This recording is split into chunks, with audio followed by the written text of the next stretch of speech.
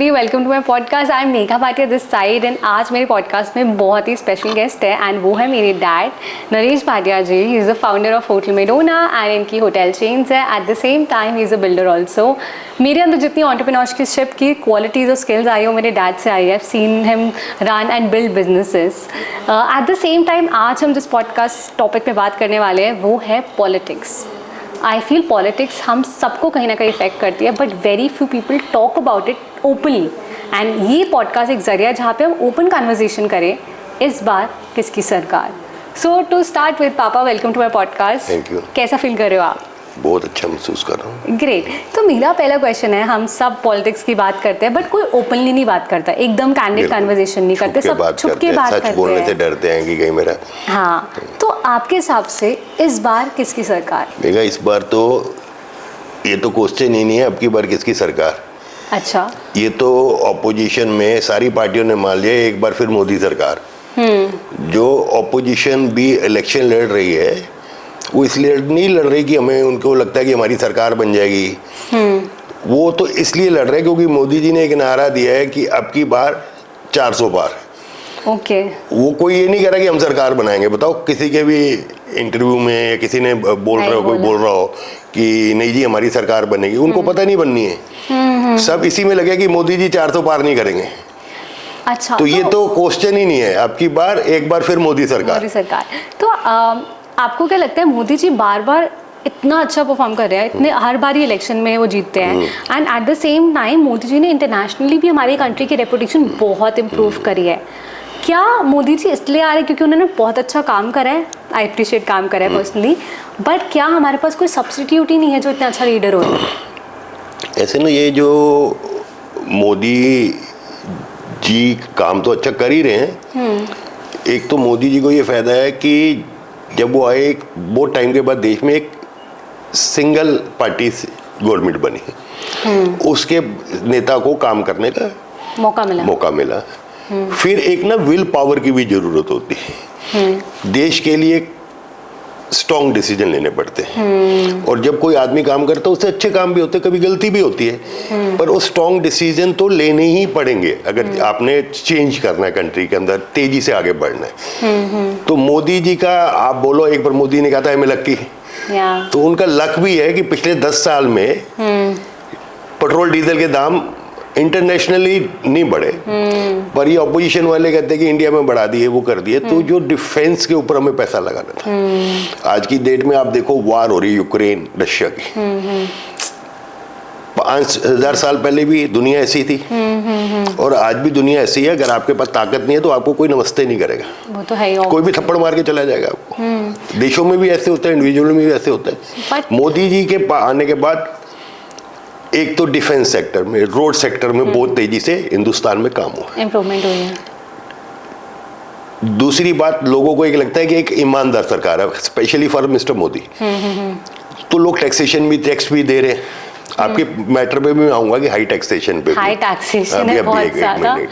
ये देश ओवरऑल देखो 140 करोड़ लोगों की आबादी का देश है और उसमें मैक्सिमम लोग लोअर इनकम ग्रुप में आते हैं. तो उनकी क्या नीड्स है? मोदी जी ने पहले तो ये माना. एक बार तो मुझे भी लगा था जब फॉरेन गए थे ना कि हमारे देश में टॉयलेट नहीं है, मुझे लगा यार मोदी जी ऐसी बातें क्यों कर रहे हैं. पर एक बात हो रहा है, जब तक आप अपनी कमियों को मानोगे नहीं कि मुझे ये चाहिए, मेरे में ये कमी है, तो आप तब तक उसको पूरा कैसे करोगे? आप ग्रो ही नहीं कर पाओगे. आप ग्रो ही नहीं कर पाओगे. तो उन्होंने जो देश को चीजें दी वो 100% इम्प्लीमेंट नहीं हो पाई, क्योंकि इम्प्लीमेंट कौन करना? मोदी जी तो आगे नीचे नहीं करेंगे ना, वो आप और मैं करने वाले हैं और हम लोग नहीं करते, ये सच्चाई है. तो उन्होंने टॉयलेट बनाए. तो गरीबों के लिए जितना काम इस सरकार ने किया है बहुत है, वो शायद किसी सरकारों ने नहीं किया है. सभी सरकारें काम करती हैं. सभी सरकारें काम करती हैं. हाँ जी. बट अच्छी सरकार आने से देश थोड़ा तेजी से चलता है. देश तरक्की करता रहता है. हाँ, देश रुकता नहीं है कभी भी. मैं जानना चाहूँगी मोदी जी ने जब हम लोअर मिडिल क्लास की बात करते हैं या फिर गैस प्रोवाइड करना, टॉयलेट्स करना, जो बेसिक एक सर्वाइवल नीड होती है, प्रोवाइड करा है. ऐसे है कि ये तो भारतीय जनता पार्टी, जनसंघ, आरएसएस जो जननी है भारतीय जनता पार्टी की, वो कहते हैं कि सबसे पहले जो काम है, जो सबसे नीचे का तबका है, उसके लिए होना चाहिए। अच्छा। आपके पास बढ़िया कपड़े, मकान है, सब कुछ है, एक आदमी है उसके पास खाना खाने के लिए नहीं है, सर्वाइवल नीड्स नहीं है, उसकी राइट्स। तो सबसे पहले आप किसके लिए काम करोगे? उसके लिए जो भूखा है उसको अनाज देना है। सबसे बड़ी नीड तो आपका पेट है ना, पहले आपका पेट भरना चाहिए। तो सरकार क्या कर रही है? गरीब लोगों को अनाज दे रही है। फिर उसके बाद क्या चाहिए? आपको एक शेल्टर चाहिए। तो सरकार क्या कह रही है? हम आपको गरीबों को एक पक्का आई अप्रिशिएट इट मकान देंगे, पीने का पानी देंगे। अब देखो ना, 70 साल के बाद, 60 साल के बाद लोगों के घरों में पीने का पानी नहीं है, साफ पानी नहीं है। मोदी जी ने हायर जो अपर मिडिल क्लास है उनके लिए क्या क्या इनिशिएटिव करे हैं? वही मैं कह रहा हूँ, 19 के अंदर सेकेंड टर्म आया मोदी जी का, ठीक है, और 20 में, मतलब 19 के समझो कि मई जून में सरकार बनती है महीने, और फरवरी 19 जनवरी या फरवरी से 20 में कोरोना का होना चालू हो गया। सरकार को पता चल गया था कि कोरोना चाइना में आ गया, तो उसके इंतजाम चाहे आप लोगों को नहीं दिखता, सरकार अंदर अंदर से अपने इंतजाम चालू कर देती है। अच्छा। तो 20-21 ऑलमोस्ट उसी में निकल गया, डेढ़ साल। जब 1.5 साल आपके यहाँ कोई प्रोडक्शन नहीं होती और 140 करोड़ लोगों को खिलाना है, तो हर किसी के कि जब आपके पर्सनल हालात खराब हुए हर आदमी के, तो कंट्री की हालत कितने खराब होंगे, क्योंकि आपको तो अकेले अपने आप को संभालना है और सरकार को पूरे देश को संभालना है। डिफेंस फोर्सेस है, बॉर्डर है, ये थोड़ा कि कोरोना हुआ तो बॉर्डर पे सिक्योरिटी खत्म कर दी, खाली कर दो जी, आप अंदर आ जाओ, कोरोना हो गया। नहीं, ऑब्वियसली एक्सपेंडिचर तो होता ही है। तो आपके हिसाब से आप मुझे 2 रीजंस दो। एक मिनट सर, अपोजिशन कहती है कि सरकार ने कॉर्पोरेट को बहुत ज्यादा इनकम टैक्स के अंदर छूट दे दी, टैक्स सिस्टम में छूट दे दी। वो काम सबसे पहले करना इसलिए जरूरी था कि अगर आप चाहते हो कि लोग आपके यहाँ बिजनेस करें आके, तो आपको उनको इंटरनेशनल लेवल के हिसाब से कहीं तो लेवल देना पड़ेगा ना, नहीं तो वो आपके यहाँ क्यों आके काम करेंगे हाई टैक्सेस पे, सराउंडिंग कंट्री में जाएंगे। तो सरकार ने पहले सबसे पहले इसलिए कॉर्पोरेट को डिस्काउंटेड इनकम टैक्स में रिलीफ दिया, कॉर्पोरेट इनकम टैक्स कम किया, कंपनी किया, ताकि वो कंपनियां हमारे यहाँ के काम करें, रोजगार पैदा हो, रादर देन इंडिविजुअल टैक्स को रिड्यूस करने के बजाय। और इंडिविजुअल टैक्सेस पे गवर्नमेंट ने इस पर काम चालू किया है। 7 लाख रुपए तक इनकम टैक्स 0 कर दिया, जो नया रिज्यूम लाए हैं। तो मुझे तो ये होप है कि आने वाले टाइम में, नेक्स्ट फाइनेंशियल ईयर में लोग ये भी करेंगे। मैं तो कहता हूँ ये मोदी जी से भी क्वेश्चन होना चाहिए इस इलेक्शन के अंदर कि क्या हमें कि हमारे लिए क्या कर रहे हो भाई। एग्जैक्टली भाई जो बंदा ईमानदारी से आपको टैक्स दे रहा है उसके भी हालत खराब हो जाते हैं। अगर वो 3 लाख रुपया या 2 लाख रुपया कमाता है तो 30% आपको दे देता है, उसके हाथ में 40 आते हैं और फिर उसके हाथ में कोई बेनिफिट नहीं है। कल को बीमार होता तो हॉस्पिटल में उसको इंश्योरेंस कराना पड़ता है, उसमें भी ये कमियां हैं। उसका सबसे बड़ा कारण है कि हमारी आबादी खाने वाले बहुत है, कमाने वाले थोड़े, टैक्स देने वाले थोड़े हैं। मतलब कमा तो सभी रहा, हर आदमी कमा रहा है, जो बेलदार काम करता है वो भी कमा रहा है कंट्री के लिए, मतलब कि टैक्स देने वाले थोड़े। और ये मोदी जी के कहने से लोग बढ़ रहे हैं। और आई थिंक कि अगला नंबर हमारा ये सभी से, ऑपोजिशन से भी क्वेश्चन होना चाहिए, जो कह रहे हैं कि हम लोग 1 लाख रुपए दे देंगे, हर परिवार को दे देंगे। वो कहाँ से दे दोगे भाई? और तुम हमें ये भी बताओ कि हमारे लिए क्या करोगे? हम भी तो इस देश के नागरिक हैं। अगर हम थोड़ा सा अच्छा खा रहे हैं, थोड़ा सा पहन रहे हैं, देश का टैक्स इकट्ठा करके देते हैं, इनकम टैक्स देते हैं, हमारे लिए क्या दोगे भाई? बताओ तुम्हें क्या रिलीफ है हमारे लिए? ये क्वेश्चन मोदी जी से भी है और ऑपोजिशन से भी है कि हम भी अगर देश की कंट्री के 5-7-10% आबादी में आते हैं हम लोग, तो हमारे लिए क्या है भाई? बताओ। एकदम सही बात करी आपने। तो आपको लगता है इस बार मोदी सरकार 100%।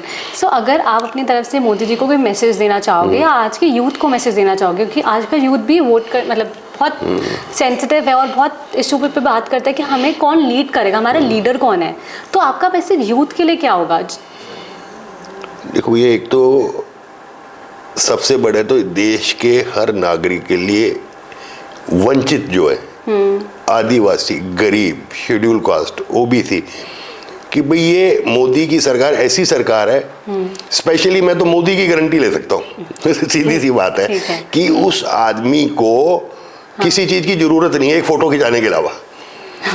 सीधी सी बात, देख मैं सीधी बात करने वाला बंदा हूँ। वो रात दिन लगा हुआ है काम कर रहा है। एग्जैक्टली। कभी गलती होगी, कभी अच्छे काम होंगे, अच्छा रिजल्ट आएगा, कभी रिजल्ट नहीं आएगा तो लोग बोलेंगे मोदी जी ने गलत कर दिया। पर काम तो करना पड़ेगा ना। और वो रात दिन लगा हुआ है।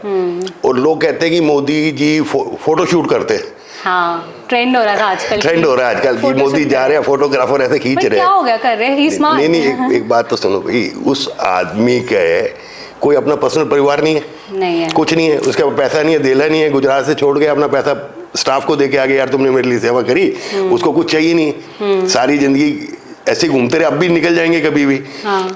तो हर आदमी को कोई ना कुछ कमी होती है उसमें जरूर, या उसका कोई शौक होता है। तो पूरी चीज के अंदर मोदी जी का एक ही शौक है जो मुझे दिखता है कि मेरी वाह होनी चाहिए, मेरी फोटो खींचनी चाहिए। हाँ भाई, जो आदमी काम कर रहा है क्यों नहीं खींचो, उसकी वाह तो होनी चाहिए ना। क्यों नहीं होनी चाहिए उसकी वाह? क्यों नहीं होनी चाहिए? हाँ। और फिर अगर मोदी जी इससे भी ऊपर उठ जाएंगे, मोदी जी है तो इंसान है ऑब्वियसली, तो जिस दिन अगर फोटो खिंचवाने से और ताड़ी बजवाने से भी हट जाएंगे कि मुझे वाह भी मत करो तो मेरी, तो फिर तो उस दिन भगवान बन जाएंगे। एग्जैक्टली। नहीं, इट्स वेरी इंपॉर्टेंट कि हम अप्रिशिएट करें, मोदी जी ने बहुत एफर्ट्स करे हैं। एंड वी वांट कि जो आज हमने दो चीज़ों पे बात करी, टैक्सेस पे और मोदी जी और दूसरी ऑपोजिशन पार्टी से भी अपील है कि what are you doing for upper middle class. नहीं बेटे, ये ना, ये 2-4 क्वेश्चन है ऑपोजिशन से पूछने वाले भी। हाँ जी। मैं मोदी जी की तारीफ कर रहा हूँ, पर मैं अगर मोदी जी के कुछ गलत है उसका क्रिटिसाइज भी करता हूँ। ओपन माइंडेड देश तभी चलता है कि आप ओपन खोल के बात करो। हाँ जी। इस इलेक्शन में ना बहुत सारे क्वेश्चन है पूछने वाले, अपोजिशन से भी और मोदी जी से क्या भी। क्वेश्चन पूछना चाहोगे आप? सबसे बड़ी प्रॉब्लम, एक तो लोग इन्होंने हल्ला मचा रखा है ऑपोजिशन ने कि रोजगार नहीं है, एम्प्लॉयमेंट नहीं है, एम्प्लॉयमेंट नहीं है। कहाँ नहीं है एम्प्लॉयमेंट, वो ये बताओ। आप अगर दिल्ली के अंदर एक बेलदार जिसको मसाला बनाना भी नहीं आता, सामान उठाने के लिए वो 600 रुपये लेता है आज की डेट में। एक राजमिस्त्री 1100-1200 ले रहा है। हाँ, प्रॉब्लम इसलिए है कि तो थोड़ा सा बच्चे पढ़ के आ रहे हैं, उनको इतने अच्छे पैसे नहीं मिल रहे। उसका कारण है, सबसे बड़ी हमारी प्रॉब्लम है पॉपुलेशन। आप देखो ना, 140 करोड़ का देश हो गया, हर साल आपके कितने लोग ऐड होते हैं? बहुत लोग ऐड हो रहे हैं, है ना। जितनी छोटी छोटी कंट्री हैं उतने तो हमारे यहाँ लोग ऐड हो जाते हैं। तुम्हारे पास नेचुरल रिसोर्सेज कम है, पॉपुलेशन खाने वाले बढ़ रहे हैं, फूड इसीलिए महंगा होता है, हर चीज की शॉर्टेज, पानी की शॉर्टेज, तो सभी। और मेन क्वेश्चन तो मोदी जी से, क्योंकि सरकार उनकी आने वाली है, अपोजिशन वालों की तो आनी नहीं है। क्या क्वेश्चन पूछना चाहोगे? क्वेश्चन ये है कि ये पॉपुलेशन कंट्रोल करने के लिए तुम क्या करोगे? ठीक है, ठीक है। नंबर 1 क्वेश्चन, क्योंकि सब चीजों की जो जड़ है ना प्रॉब्लम की, पॉपुलेशन, उसको कैसे रोकोगे और वो क्या प्लानिंग है तुम्हारी, बताओ। ठीक है, तो इस पॉडकास्ट में हम मोदी जी से यही क्वेश्चन पूछते हैं। ठीक है, बाकी कन्वर्सेशन हम अपने नेक्स्ट पॉडकास्ट के लिए रखते हैं। ठीक है, आज की कन्वर्सेशन ये भी पूछना चाहिए कि हमारा टैक्सेशन क्या करोगे? वो तो टैक्सेशन का तो पक्का पूछना चाहिए कि आप अपर मिडिल क्लास। अच्छा, अब मैं जो चीज क्वेश्चन पूछूंगा ये बोलेंगे यार ये भी जो कट्टर हिंदुइज्म की बात करता है। हिंदुइज्म की बात नहीं है। आप बताओ क्वेश्चन क्या आपका? मेरा क्वेश्चन ये है रिजर्वेशन पे। रिजर्वेशन में मेरे 2 क्वेश्चन है। पहला, जो बिछड़ा है, शेड्यूल कास्ट है, शेड्यूल ट्राइब है, ओबीसी हैं, आदिवासी हैं, इन लोगों के साथ बच्चे पिछले 1000-2 सालों में बहुत ही इनका शोषण हुआ। ठीक है, तुम अपने परिवार में मत देखो कि मेरे यहाँ देखो हाउस कीपिंग वाला आता है, सफाई कर्मचारी आता है, हम कहते नहीं बेटे साथ बैठ। पर गांव देहात में आज भी इनका शोषण होता है। और ऐसे भी तो इनको सामाजिक में अपने साथ लेवल तभी उठ सकता है जब इनको आप सपोर्ट करो। सपोर्ट किस तरह से? Social support. एक तो फाइनेंशियली ये लोग ऊपर आए, दूसरा जॉब में रिजर्वेशन, कई लोग इसका विरोध करते नहीं, इनको रिजर्वेशन दो, मैं कह रहा हूँ और 10% बढ़ा दो इनका, शायद किसी को ऑब्जेक्शन नहीं होना चाहिए। पर इसमें रिजर्वेशन में एक ही ऑब्जेक्शन है, शेड्यूल का इनका सबका रिजर्वेशन है और 5-10% बढ़ाओ, कुछ नहीं। पर एक चीज होनी चाहिए, जिसकी फैमिली का रिजर्वेशन बेनिफिट्स लेके या जो फाइनेंशियली ऑलरेडी बिजनेस करके स्ट्रॉन्ग है। Exactly. जो आदमी 2 करोड़ रुपए साल के कमा रहा है, वो अपने बच्चे को हमारे लेवल की एजुकेशन दे सकता है जो हम अपने बच्चों को देते हैं। तो उनके बच्चों को रिजर्वेशन नहीं मिलनी चाहिए। हो क्या रहा है सोसाइटी के अंदर, ये जो क्रीमी लेयर बोलते हैं उसे, क्रीमी लेयर, जो रिजर्वेशन इनके लिए रखा गया है कि ये लोग समाज में ऊपर आए, पर वो लोग ऊपर नहीं आ पा रहे। उनके अंदर जो 0.5% लोग जो ऊपर IAS, IPS ऑफिसर बन गए, उन्हीं के बच्चे आगे एक बढ़ते IAS के बच्चे को दोबारा रिजर्वेशन चाहिए, एक डॉक्टर के बच्चे को रिजर्वेशन चाहिए। रिजर्वेशन तो दो इनको और रिजर्वेशन इनको दो। अब रिजर्वेशन का मसला उठ रहा है, मुस्लिम रिजर्वेशन का भी।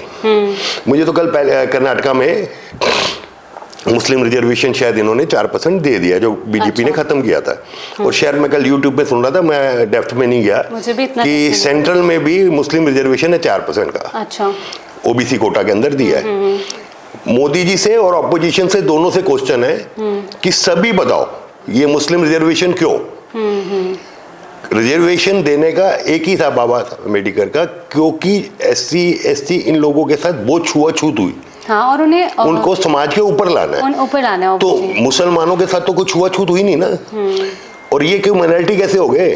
माइनॉरिटी किसको कहते हैं? अल्पसंख्यक जो होते हैं, जो सेकंड लार्जेस्ट आबादी है हिंदुस्तान की, वो माइनॉरिटी कैसे हो? ठीक है, सिख 2% है, चाहे हिंदुओं से निकले, अब नाउ देयर इज अलग रिलीजन है, उनको आप कह सकते हो अल्पसंख्यक है। जैन अल्पसंख्यक है 2-3%। कंपैरेटिवली बिकॉज़ उनकी पॉपुलेशन कम है। हाँ जी, उनकी जो छोटे, मतलब 100 में से 2% है भाई। 1 लाख में 2000 हैं या 1000 हैं, 1500 हैं, वो तो अल्पसंख्यक हो गए। मुसलमान 1 लाख में से 25,000 हैं, वो अल्पसंख्यक कैसे हो गए? उनके लिए कोटा क्यों? उनके लिए रिजर्वेशन क्यों? हम समराइज करते हैं अब इस पॉडकास्ट को कि हमारे कुछ क्वेश्चंस है जो हमने इससे पूछा। अगर आपको भी लगता है कि इस टॉपिक पे आप कुछ क्वेश्चन पूछना चाहते हो तो ज़रूर कमेंट सेक्शन में लिखो, और आपके हिसाब से इस बार किसकी सरकार in the comment section. And अगर कोई भी सरकार बनती है, हमारा मेन एम और विजन यही होता है कि वो सरकार सबके लिए कुछ ना कुछ करे और हमारी country as a country grow है। बिकॉज अगर कंट्री ग्रो होगी तो हम भी एज इंडिविजुअल्स ग्रो होंगे, हमारे लिए न्यू अपॉर्चुनिटीज़ आएगी। So this was all about politics. आपको क्या लगता है? एंड नेक्स्ट पॉडकास्ट में मिलेंगे with more such conversation, more such debatable issue, जिसके बारे में बहुत कम लोग बात करते हैं ओपनली, बट इधर हम बात करेंगे ओपनली, ट्रांसपेरेंट बात। थैंक यू सो मच पापा for joining us for this podcast. Hope so this podcast was helpful for you. Subscribe to our channel and don't forget to say to yourself, hey self, I love you and welcome to our podcast and thank you.